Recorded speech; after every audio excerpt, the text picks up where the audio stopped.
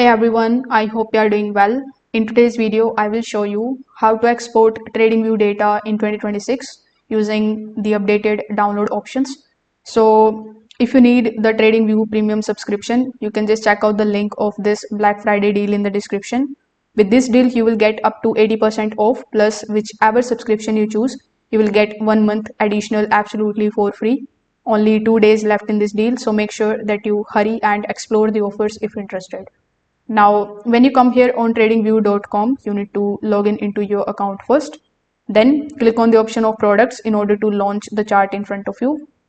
You can also click on the search icon here on the top, then hover over to any of the tickers and launch the chart. Now, once your chart is loaded successfully, you need to simply just click on this paper trading option in the bottom left hand corner. If you have connected any other broker with it, it will also show up here in the bottom left. So you will also see the option of trading panel. So when you click on the trading panel option, it is going to show you all of your position related details, your order history, your balance history as well. So in order to export the data, simply click on this drop down menu, then hover over to the export data option. When you click on it, you just have to select what you want to export.